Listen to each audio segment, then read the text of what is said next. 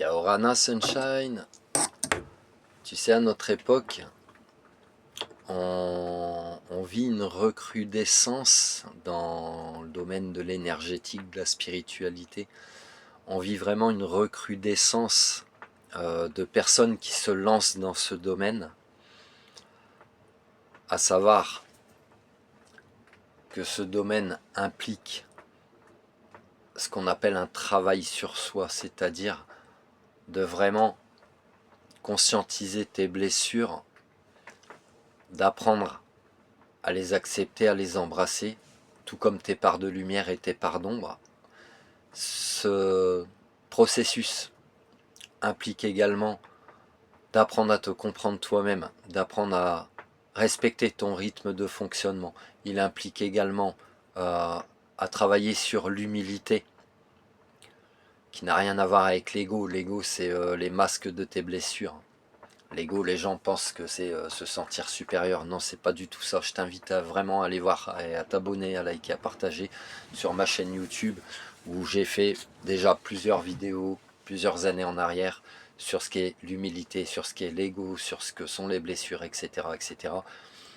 Et devenir thérapeute à notre époque, thérapeute alternatif, j'entends par là, donc médium, énergéticien, etc., magnétiseur, implique tout ce travail de fond avant tout sur toi-même.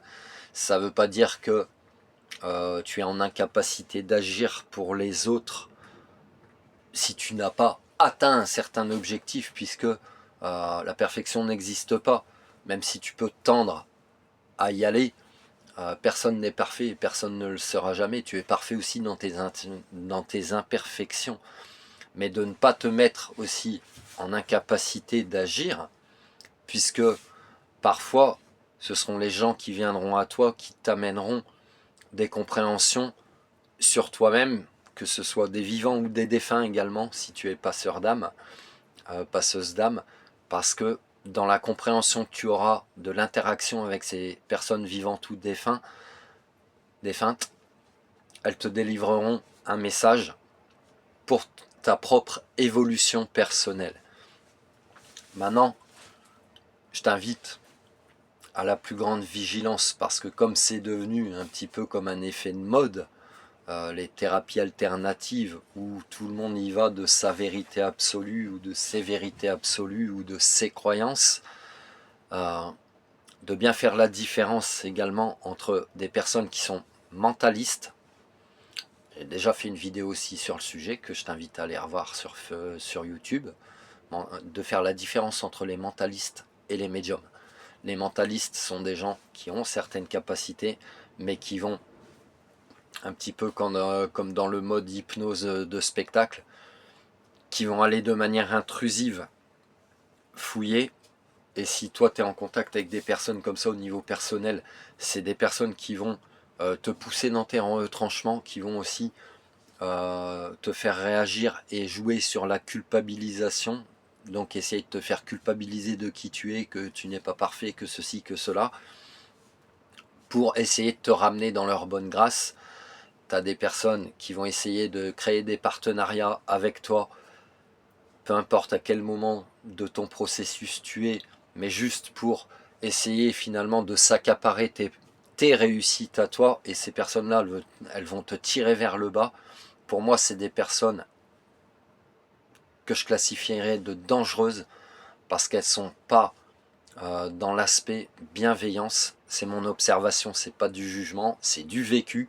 C'est pas du jugement, c'est vraiment du vécu, des différentes personnes que j'ai pu rencontrer tout au long de mes voyages, tout au cours de ces 5 dernières années. Je peux te dire qu'il y a énormément, énormément, énormément de personnes qui vont se faire passer pour qui elles ne sont pas, qui vont se faire passer pour bienveillantes, pour te dire ah je vais t'élever, et ben là elles se font passer en sauveuses en fait. Tu as énormément de personnes comme ça qui, dans leur processus d'évolution, qu'elles soient mentalistes ou même médiums en devenir, en éveil, etc.,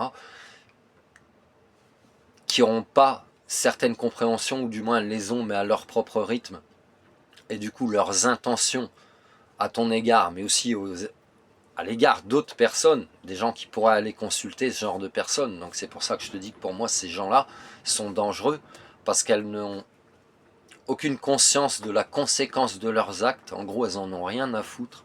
C'est des personnes qui, si tu les connais personnellement, elles vont te dire ah non mais j'ai pas envie d'écouter cette personne, mais du coup elle est où ta bienveillance quoi? Même si tu prends un peu de temps, même si oui, tu apprends à faire la séparation avec des personnes énergivores, des personnes qui te tirent vers le bas, etc. Tu prendras quand même toujours un petit peu de temps, et puis après c'est toi qui fais ton analyse et ton tri. Mais je t'invite vraiment à la vigilance envers ces personnes. J'ai encore eu le cas très récemment, et c'est pas parce que une personne elle se fait passer pour spirituelle, ou qu'elle va faire des huttes de sudation, ou qu'elle va multiplier les formations. Si elle multiplie les formations ou les pseudo-formations, les ateliers, ce que tu veux, c'est qu'en fait, le savoir, elle l'a pas en elle. Et elle a besoin de le récupérer ailleurs. Alors que le savoir, il est déjà en nous.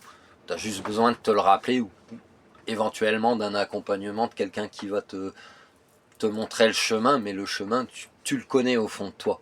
Mais des fois, finalement, tu n'as même pas besoin. C'est pour ça que je prône l'autodidactisme, ce qui a été mon parcours de médium, où je n'ai fait aucune formation, j'ai tout réappris par moi-même, même si oui, je peux accompagner aujourd'hui beaucoup de thérapeutes alternatifs en devenir, beaucoup de médiums, beaucoup de gens très sensibles pour leur expliquer un petit peu peut-être, pas comment ils fonctionnent, mais certaines compréhensions que j'ai pu avoir vis-à-vis de moi-même. Mais après, on est tous différents, on ne fonctionne pas tous de la même manière, on n'a pas tous le même rythme de compréhension. Donc prenez des vérités absolues, ou aller récupérer plein de savoirs gratuitement ou en passant des formations. Quand je dis gratuitement, c'est parce que c'est pseudo-partenariat où des personnes pourraient s'agripper à toi, mais finalement pour leurs propres intérêts personnels, tu risques d'en rencontrer aussi, comme ça m'est arrivé.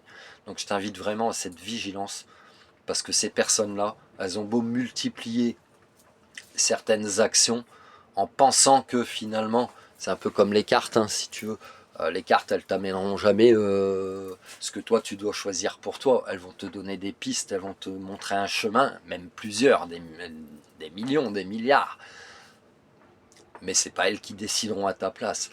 Et ces personnes qui multiplient ces ateliers, formations, ce que tu veux, qui essayent de récupérer ou de s'accopiner avec toi, ou de récupérer du savoir, etc., ces personnes, pose-toi la question si finalement tu penses qu'elles sont comme toi.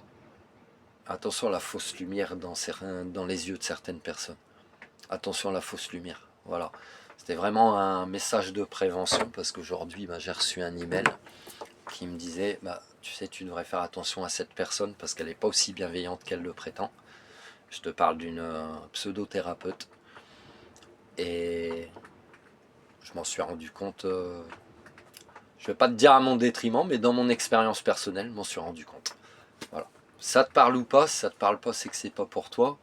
En tout cas, sache que la spiritualité, c'est un chemin personnel. L'énergétique amène à des compréhensions, mais t'amène surtout à l'humilité et t'amène à revenir en ton cœur.